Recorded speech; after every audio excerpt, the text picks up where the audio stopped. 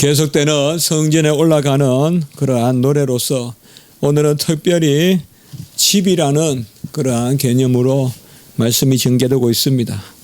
이 집은 성 가운데 있는 집. 옛날 우리가 어릴 때 그림을 그리라 그러면 마을을 그리고 또 뒤에 산을 그리고 깜짝 정형적으로 그렇게 그리는데요. 그러면 이제 그 동네 안에 집이 있는데 오늘도 그런 사파 같은 모습을 생각하면 됩니다. 집 그리고 성. 성은 뭐 우리가 생각하면 서구의 성 이런 게 뭐 되게 참 호기심도 있고 좋아 보이고 해도 성이란 게 다른 게 아니에요. 마을이다 그렇게 생각하시면 되고 울타리가 있는 마을 그렇게 생각하시면 되겠습니다. 우리가 집이라는 단어만큼 또 편안히 와닿는 게 없고 어릴 때 보면 집을 하나 이렇게 지어보고 무너뜨리고 하는 그런 장난도 많이 하고요. 또 어느 시인은 나에게 집이 하나 있었으면 좋겠다. 그런 또 시도 읽어본 적이 있고요.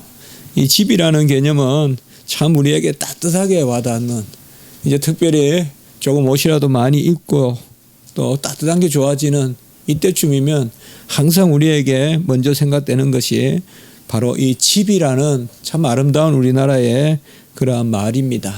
가족도 있고 가정도 있지만은 집이라는 말은 그저 건물과는 다른 뭔가 또 다른 의미로서 우리에게 나타나고요. 건물에 살아도 집이 없는 것 같은 어느 순간인가 저는 눈을 뜨면 항상 이곳이 어딘가를 이렇게 확인하더라고요.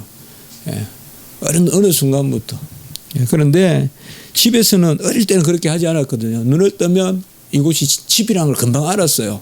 집이라는 걸 알았는데 막 눈을 뜨면 한창 이렇게 하다가 겨우 이제 인식을 해요. 아, 그러면 여기가 누구 방이구나. 또 어디구나. 아, 여기가 지금 내가 살고 있는 곳이구나. 그러니까 금방 와닿지 않아요. 그러니까 어떻게 보면 제 마음에 많은 그 뿌리 깊은 그러한 거주지는 지금 사는 곳이 아니에요. 이미. 옛날 살았던 그런 어떤 곳이 제 거주지지 지금은 어떻게 보면 얹혀 살고 있는 거예요. 그냥. 그날 그곳에서 밥을 먹고 생활하고 뭐 닦고 또 정리하고 하지만은 집이라는 개념이라기보다 모르겠어요. 특별히 이제 세월이 흐르면서 모든 것이 다 거주지 같이 되는 어떤 집이라는 개념보다 우리는 어릴 때 집을 그리라고 하면 꼭 집만 그리지 않고 방을 네모나게 그리고 또 거기 안에는 꼭 어머니 아버지가 같이 있고 또 이런 모습들을 많이 그리고 그렇게 하죠.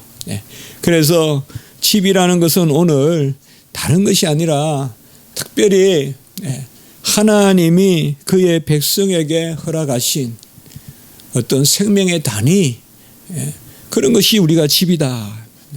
그 생명을 보호하는 단위 그 울타리 너머에 호박이 넝쿨이 자라고 또 그 집을 먹여 살리는 한마디로 밥상 단위 같이 둘러앉아서 사시사철 둘러앉아서 먹는 그 밥상의 단위 하나님은 그것을 귀하게 보신다 이 말이에요.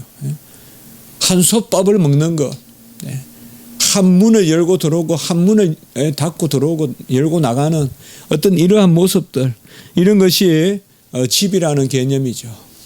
아마 이 집이라는 개념이 따뜻하게 우리에게 와 있을 때 결국 이 사회도 따뜻해지고 오늘 말씀과 같이 성도 따뜻해지고 마을도 따뜻해지는 집이 전부 객지 같고 집이 전부 다 객주 같으면 그저 잠시 머무는 나그네의 거처 같으면 그 동네는 삭막할 거다 이 말이에요. 그래서 이 지인들이 많이 왔다 갔다 하는 데가 보면 인심이 사납다. 옛날부터 기차가 서는 곳이 인심이 사납다. 이제 그런 말들이 왜 나오는가 하면 이 집의 개념이라기보다는 그 동네에 보면 이 여객, 여숙, 여인숙, 여관 이런 것들이 들어오면 그게 이제 그래요. 그래서 여인숙이라든지 여관이라든지 뭐 오늘날로 말하면 뭐 호텔이랄까요. 이제 이런 것들이 들어오면 집의 개념이라기보다는 거주 개념으로 자꾸 바뀌기 때문에 그 동네 인심이 사누워지는 거예요. 뭐 요새야 그렇지 않지만은 외지인들이 들어오면 인심이 자꾸 사나워지고 이제 그런 것들이 뭔가 하면 알게 모르게 우리가 이 집이라는 개념을 잃어버리는. 하나님은 바로 경륜을 행하시는데요. 모든 일의 뜻을 이루는데 그 경륜이란 말이 성경에 나오는 그 경륜이란 말이 집의 질서란 뜻이에요. 오이코노미아, 집의 질서란 뜻이에요. 그 집의 질서에 따라서 자녀를 삼으시려고 그 집을 이루시려고 때가 찬 경륜을 쫓아서 아들을 보내신 거예요. 때가 찬 경륜을 쫓아서 아들을 보내신 거예요. 그 경륜이 바로 집의 질서예요. 한마디로 집을 이루시려고 아들을 보내신 거예요. 그래서 아들을 보내셔서 우리를 자녀 삼으시려고 그래서 때가 찬 경륜이다. 저는 이 경륜이란 말이 헬라어로는 오이코노미아, 집의 질서. 이게 나쁜 뜻의 질서가 아니에요. 집이 돌아가는 참 좋은 그러한 그 집의 고유한 어떤 그러한 분위기라고도 할 수 있고 그 집의 그러한 그 약속이라고도 할 수 있고 그래서 때가 찬 경륜을 쫓아서 그 경륜을 이루시려고 아들이 오셔서 우리를 자녀 삼아 주시는 함께 자녀도 삼으시고 상속자도 삼으시고 히브리서 2장 11절에서는 형제라 부르고 우리가 계속 말 자주 하는 로마서 8장 17절은 상속자라 부르고 이런 모든 성경의 개념들이 이 집이라는 개념으로 그렇게 나타납니다. 구약의 할례가 바로 집의 자녀가 되는 그 예식입니다.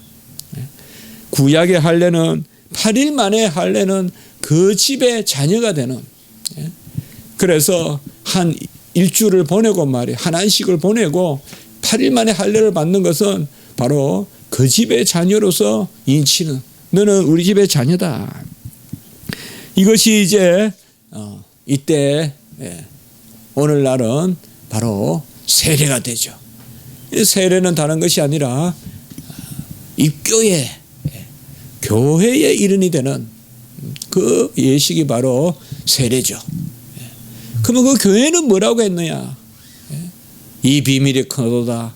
신랑이 예수님이고 우리 신부다 이 말이야. 결국 집이다 이 말이에요.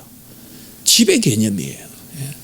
그래서 이 구약의 베트, 집, 신약의 오이코스, 집 이것이 참 성경에 보면 계속 나오는 그런 중요한 개념이고 궁극적으로 이 집의 개념이 가장 중요하게 나오는 것이 바로 내 아버지의 집이다. 내 아버지의 집이다. 교회는 내 아버지의 집이다. 바로 하나님을 아버지라 부르고 우리를 자녀라 부르는 그러니까 이런 개념들이 바로 집입니다.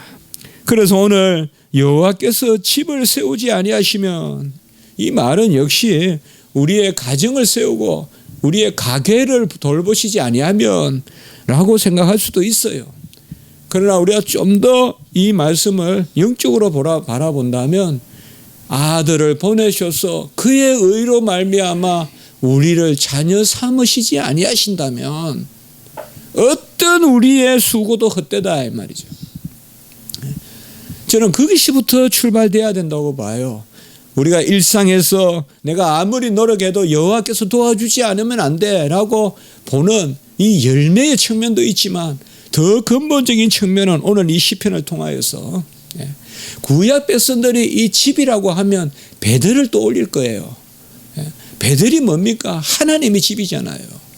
시편 기자가 집이라고 했으면 구약 백성들은 베델의 사건은 가장 큰 사건이란 말이에요. 그게 야곱의 사건은 베델을 떠올렸을 거예요. 그러면 여호와께서 하나님의 집을 세우지 아니하시면 아무리 우리가 노력해도 집을 지을 수 없다. 어찌 우리가 하나님의 집을 짓겠어요?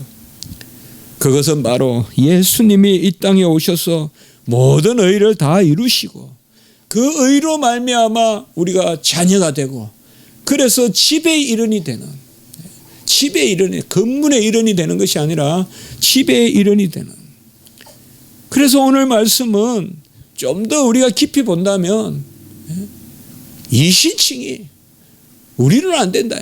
이신칭이와 함께 일어나는 게 바로 양자 삼음이잖아요. 수양. 예? 우리가 구원론에 그런 말씀이 나오잖아요.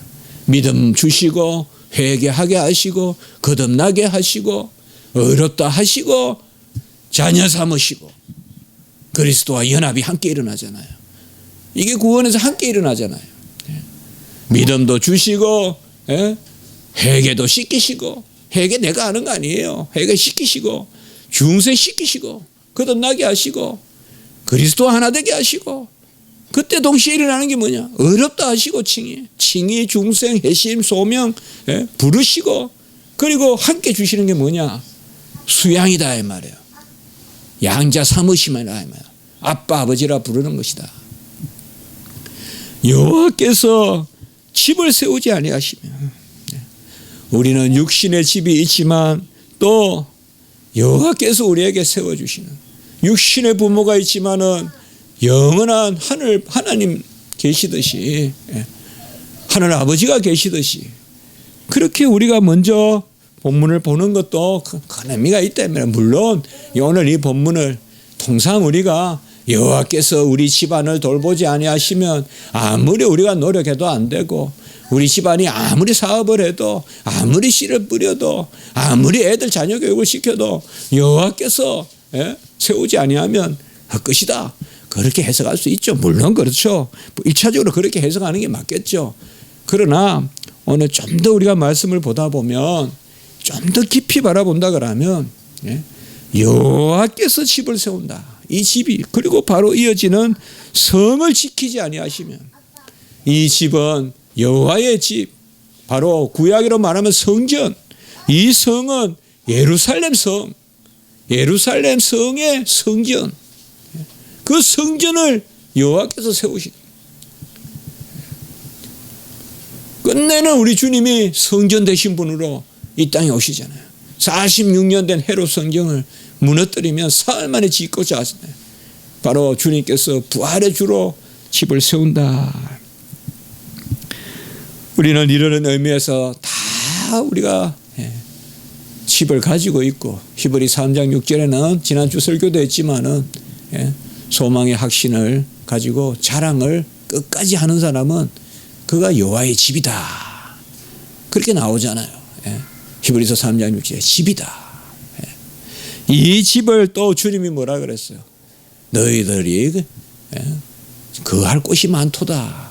내가 올라가서 하늘에 가서 집을 마련한다 이 말이죠. 이 여호와께서 집을 세워야 합니다. 여호와께서 집을 세우지 아니하면 모든 수고가 헛되다라고 이렇게 말하고 있습니다. 그러면 수고하지 말으냐? 그건 아닙니다. 당연한 말씀이죠. 그러나 여호와를 중심으로 모시고, 여호와를 믿고, 여호와를 섬기고, 여호와로 말미암아 우리 집이 형성이 되고, 우리는 그저 육신의 자녀가 아니라 언약의 자녀고, 우리 가정은, 그럴 때 하나님이 그 세움이 헛되지 않다 이 말이죠. 얼마나 요새 보면 무슨 형제 난이니 뭐니 하면서 저 롯데 가문에 보면 돈이 부족해서 싸웁니까? 인물이 못나서 싸웁니까? 왜 그래 싸웁니까? 왜 한 가정이 그렇게 싸우냐 이 말이에요. 뭐 그거 없어. 콩한 쪽을 놓고도 형제가 오손도손 서로 형님 먼저 아우 먼저 하면서 사는 게 그게 아름다운 것이지. 한국 기업은 네가 해라, 일본 기업은 내가 한다, 뭐 그렇게 하냐 이 말이죠. 그거 다 헛되다 이 말이죠. 여호와께서 집을 세워야 돼요.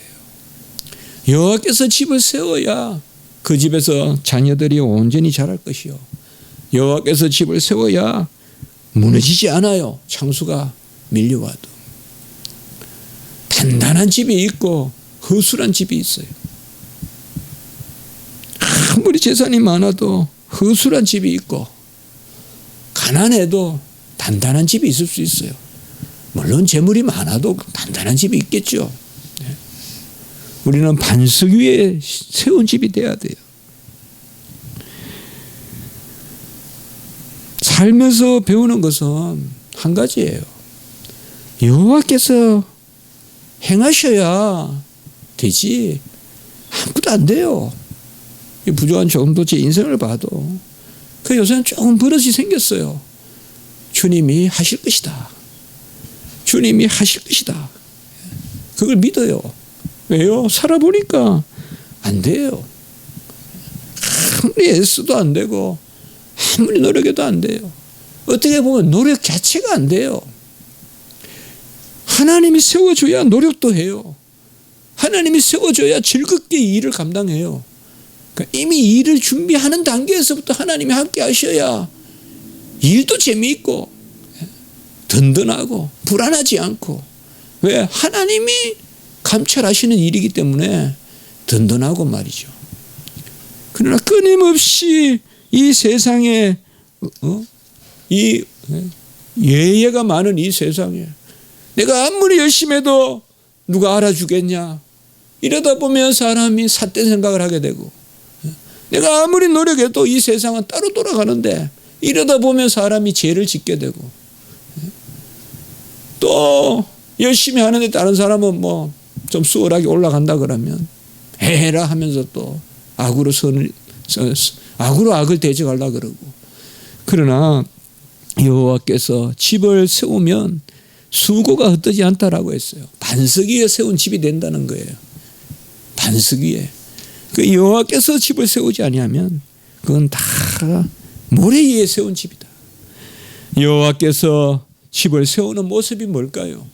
여호와께서 목수가 돼서 집을 뚝딱뚝딱 세워주신다는 겁니까? 아니겠죠. 첫 번째는 말씀으로 우리의 집을 세우라. 말씀이 중심이 되는 가정을 세우면 그 여호와가 세운 집이다. 혹은 내가 혼자 살더라도, 혹은 내가 우리 가정이 아직 다 믿지 않더라도 그게 중심이 돼야 돼요. 어느 집에 부모님이 계시고 형도 있고 누나도 있고 막내 하나가 있는데, 그 막내 하나가 열심히 기도하면 그 막내는 그 집에서 세속적으로는 중심이 되지 못해도 영적으로 중심이 되는 거예요. 그러면 그 영적으로 중심이 돼서 그 막내가 그 집안을 세워갈 수 있는 거예요. 이렇게 돼야 돼요.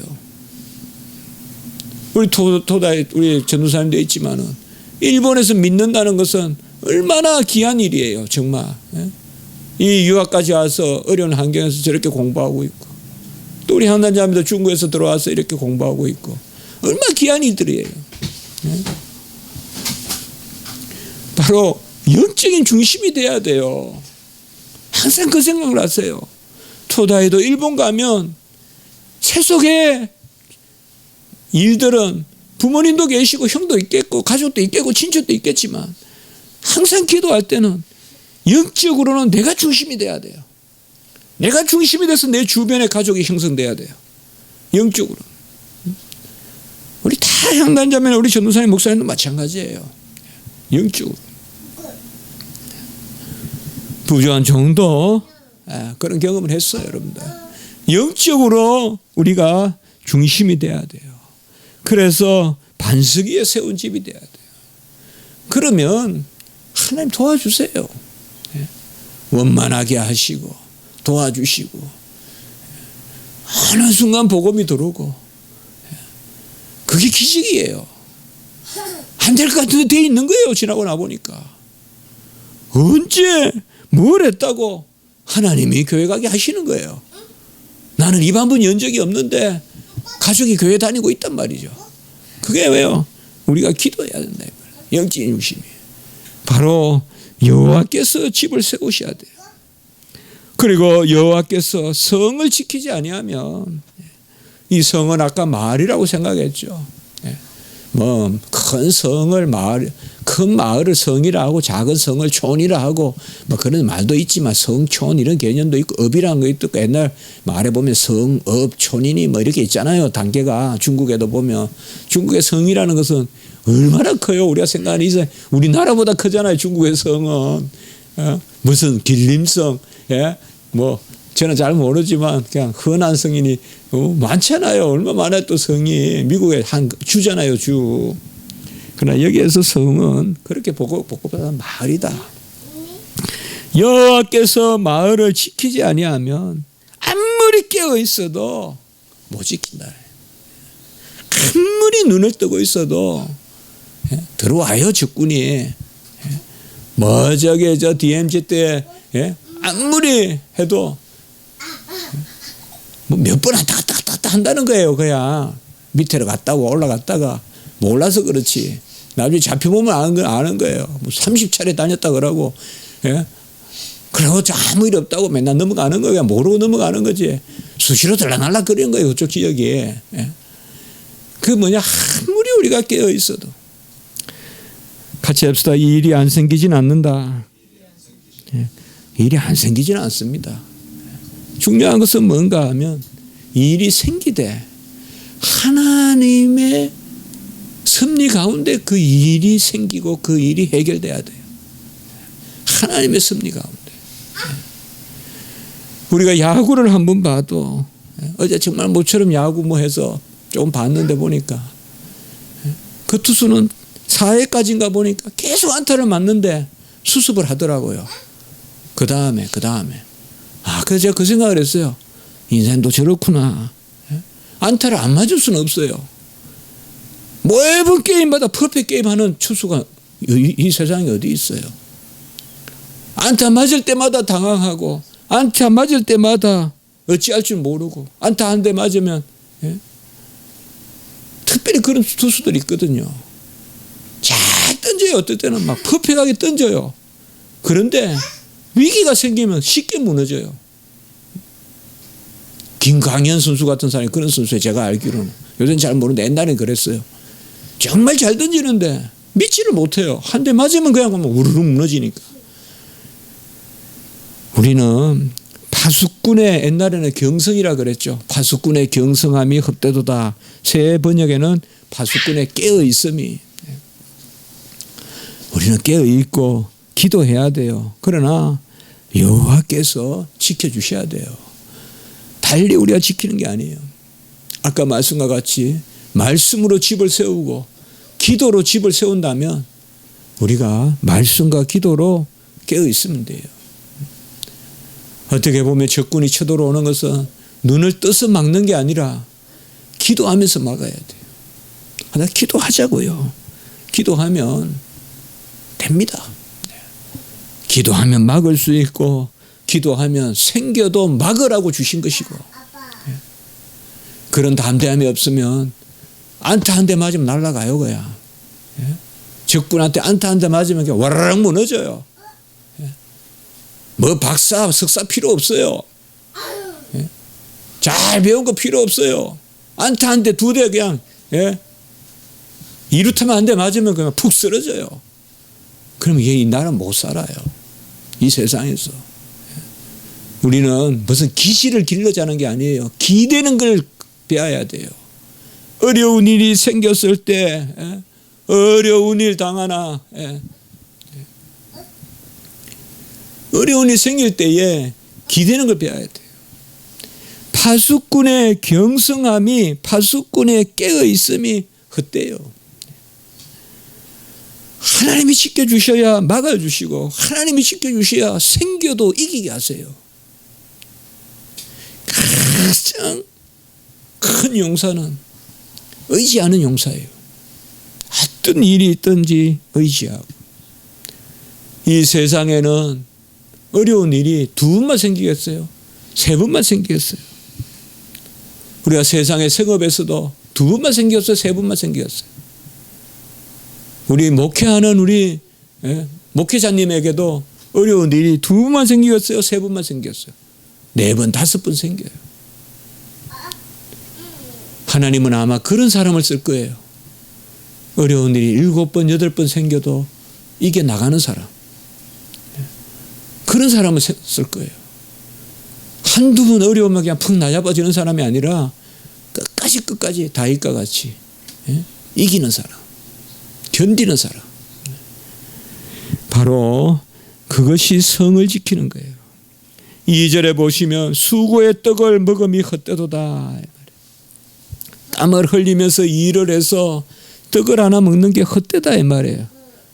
아무리 일찍 일어나고 늦게 누워도 헛되다 이 말이에요. 그냥 쏟아붓는 거예요.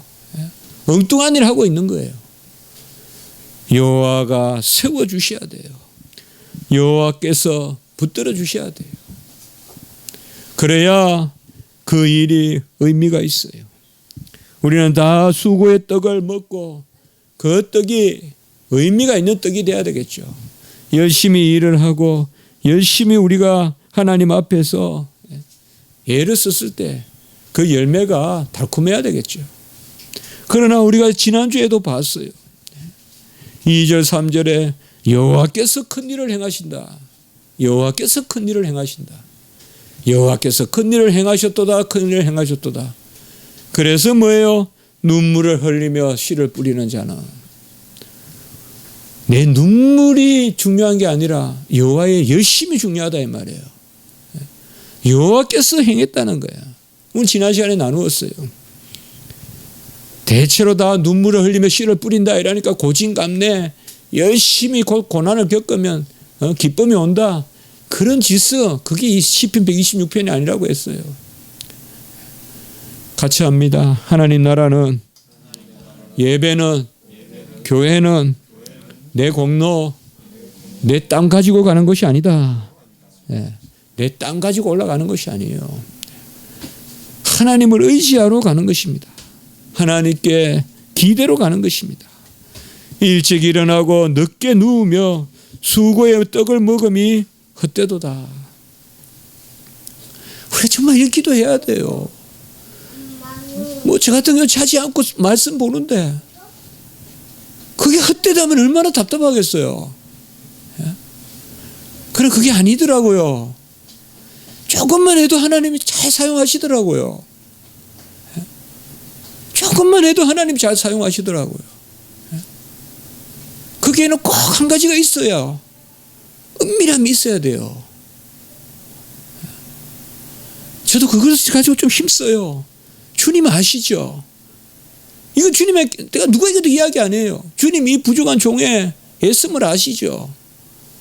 그런 마음이 있어요. 뭐 책이 한 800페이지, 900페이지 되는데 한두 페이지 그냥 대충 쓰고 넘어가도 돼요. 그러나 그런 마음이 있어요. 여호와께서 우리의 수고에 저는 신학교 들어오고부터 정말 이게 하나님이 너무 보살펴 주셨어요. 정말 조금만 노력하면 하나님이 열매를 맺게 해주시고요. 이 수고의 떡이 의미만 있을 정도가 아니라 수백 배 의미가 있게 하시더라고요. 우리가 그래야 되지 않겠어요? 일찍 일어나고 늦게 눕고 좀 건강을 위해서는 더 자고 또 몸을 위해서는 더 쉬고 해야 되지만은 그조차도 크게 보면 맡겨야죠 하나님께. 그렇지 않겠어요? 건강도 맡겨야 안 되겠어요 하나님 앞에. 우리는 좀 더 노력해야 되지 않겠어요? 2달란트 5달란트 사람같이 가만히 있어도 하나님이 하신다. 그건 아니잖아요. 그건 아니잖아요. 같이 합니다. 맡은 자에게 구할 것도 충성이라 그랬잖아요. 그러나 그 충성이 뭐예요? 바로 하나님께서 친히 행하셔야 된다면 세우셔야 되고 하나님이 지키셔야 되고 그때 우리에게 잠을 주신다라고 이야기했어요. 사랑하는 자 쉬는 자에게 잠을 주시는도다. 이 잠은 그저 쉬는 잠이 아니에요. 열심히 수고한 사람에게 열매로서 주시는 잠이에요. 어떤 사람은 예배 때 쭉 자고는 이 성경 구절 이야기한단 말이에요. 여호와께서 사랑하는 자에게 잠을 주시는도다. 그래서 저는 여호와의 사랑을 받아서 잠을 자고 있습니다. 그거 아니에요. 그거는. 오늘 여기 잠은 뭐예요? 정말 여호와가 함께 하셔서 우리의 일이 이거 생각해 보시면 되죠. 6일 동안 하나님의 일이 7일째 안식으로 열매 맺잖아요. 그렇죠. 그 잠이란 말이에요. 그 안식. 여호와께서 세우시고 여호와께서 지키시고 여호와께서 주장하셔야지 우리의 수고의 눈물이 열매를 맺는다 이 말이에요. 우리의 수고의 떡이 의미가 있다 이 말이에요. 열심히 일해서 번 그 떡이 크게 우리에게 영향이 되고 그래서 우리에게 평화를 주신다 이 말이에요. 정말 이거 우리가 기도해야 돼요. 하나님 앞에.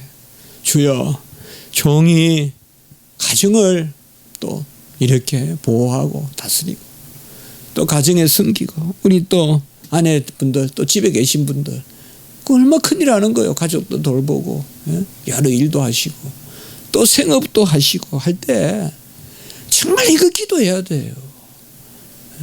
종이 일찍 일어나고 종이 늦게 누우며 일하는 이 수고의 떡이 참 의미 있는 떡이 되게 해주시고 평안한 잠을 주시옵소서. 여호와는 하나님은 지켜주세요.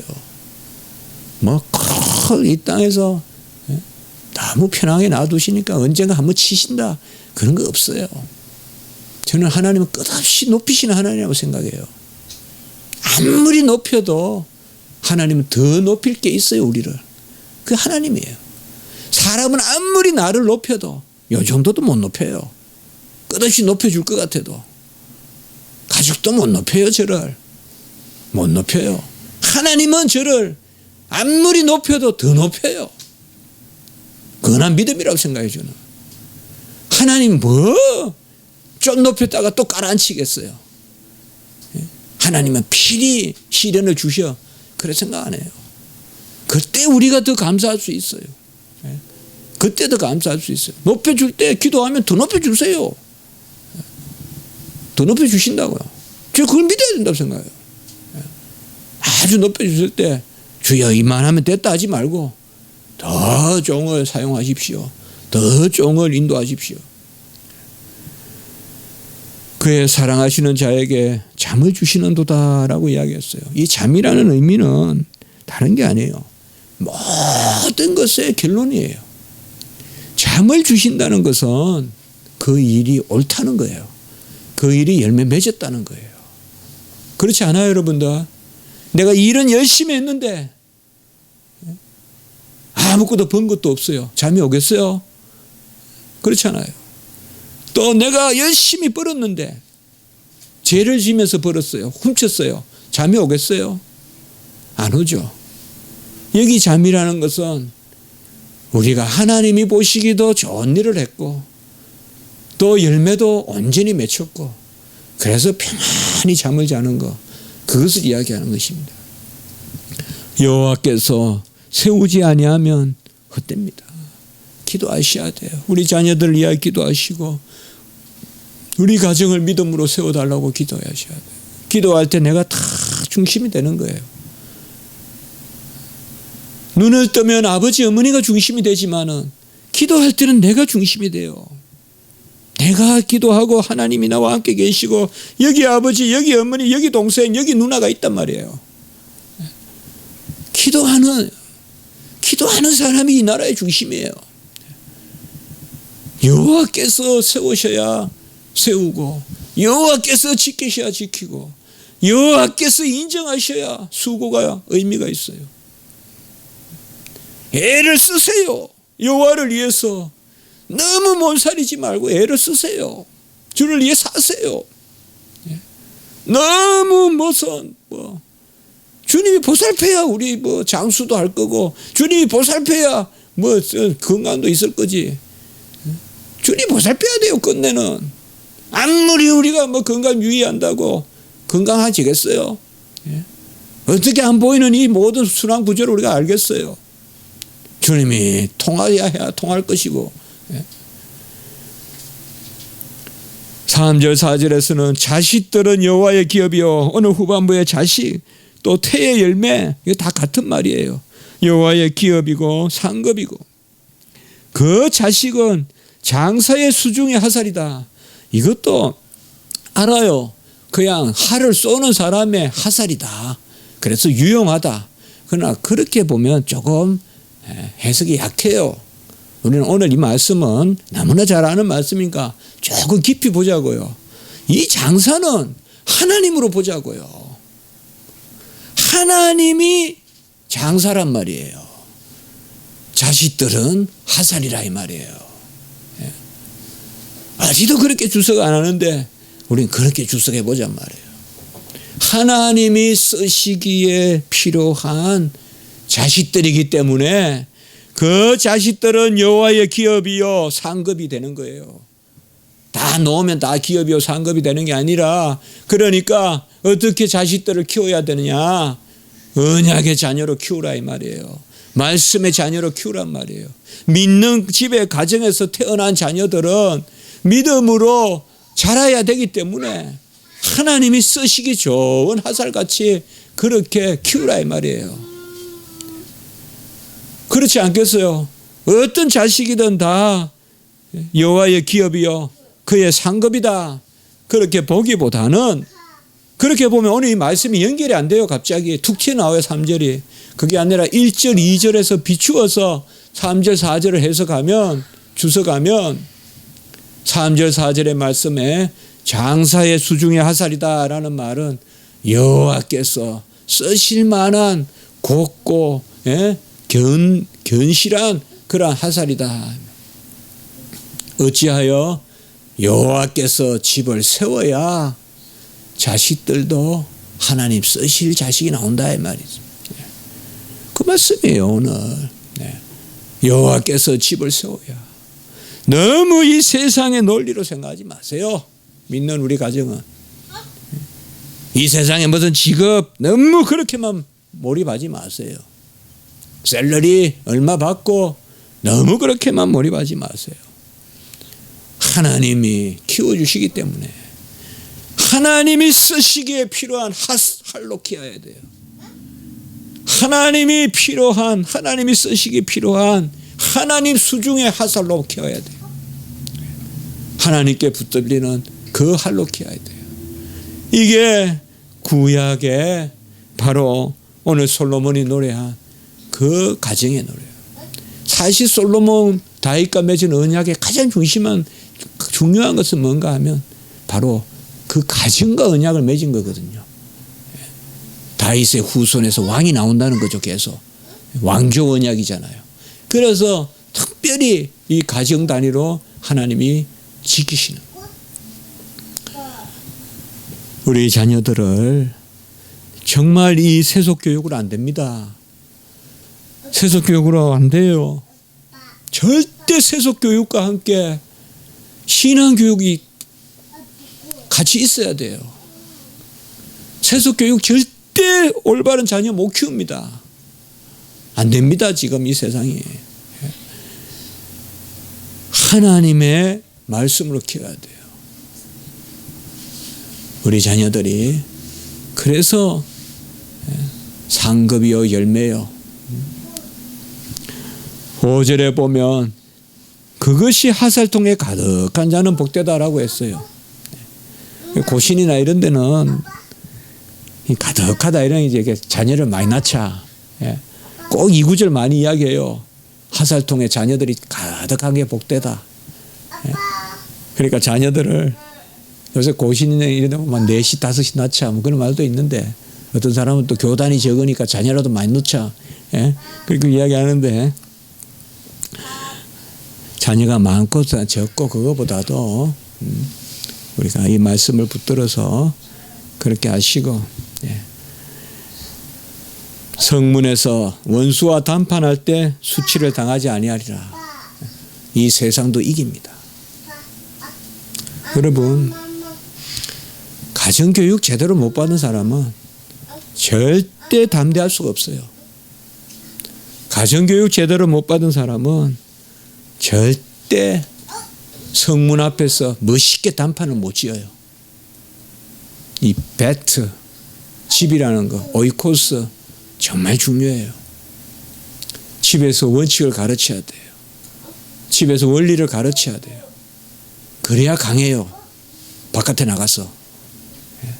그거 아셔야 돼요, 여러분들. 집에서 똑바로 자는 사람이 보면 시련도 이길 줄 알고 또 잘못한 거 잘못했다고 반성할 줄도 알고 남에게 배우려고 무릎 꿇을 줄도 알고 그런 것이 바로 가정에서부터예요. 오늘 이 5절의 마지막 말씀이 그거예요. 원수와 담판할 때에 수치를 당하지 않는다. 자, 정말 말씀을 마치겠습니다. 여호와께서 우리 집을 세워주시옵소서. 여호와께서 우리 마을을 지켜주시옵소서. 그리고 여호와께서 우리의 수고의 떡이 의미 있게 하시옵소서. 우리에게 평안한 잠을 주시옵소서. 죄를 짓고 하루를 살아서 다리를 뻗칠 수 없는 삶도 허락하지 마시고 또 너무 애썼는데 아무 열매가 없이 그저 생선을 가지고 오니 가시만 가지고 오는 그런 허무한 인생도 되지 말게 해주십시오. 하나님 앞에 우리가 수고한 것이 주여 그 가운데 건강하게 하시고 우리가 최선을 다해서 주를 위해 살게 하시옵소서. 건강하게 하시옵소서. 주님 건강 지켜주지 않으면 건강 지킬 수 없으니까 내 건강 지켜주시옵소서. 오늘 이런 마음으로 우리가 기도하고 또 구했으면 좋겠습니다. 함께 기도드리겠습니다. 거룩하고 자비로우신 하나님 아버지, 집을 세우시고 또 아버지여 그 파수꾼의 지키심이 없이는 온전히 집이 설 수도 없고 또 성이 아버지여 안전할 수도 없음을 오늘 말씀해 주셨습니다. 하나님 아버지, 우리를 불쌍히 여겨주시고 우리의 수고의 떡이 정말 하나님의 은혜 가운데서 열매가 있게 하시고 그리고 그 가운데 평안한 잠이 휴식이 안식이 저희들에게 허락되게 도와주시옵소서. 우리 자녀들을 말씀으로 잘 양육하게 도와주시고 여호와의 수중의 화살같이 사용될 수 있도록 주님 도와주시옵소서. 가정에서 잘 믿음으로 자라서 세상의 성전 앞에서도 세상의 성문 앞에서도 단판을 지을 때 담대함을 가질 수 있고 온전한 판단력을 가질 수 있는 그런 자녀들로 키워갈 수 있도록 주님 도와주시옵소서. 이 시간에 이후의 기도들이 우리의 연약한 심령 공고한 심령을 불쌍히 여겨 주시옵소서. 구주 예수 그리스도 이름으로 감사하며 기도드리옵나이다. 아멘.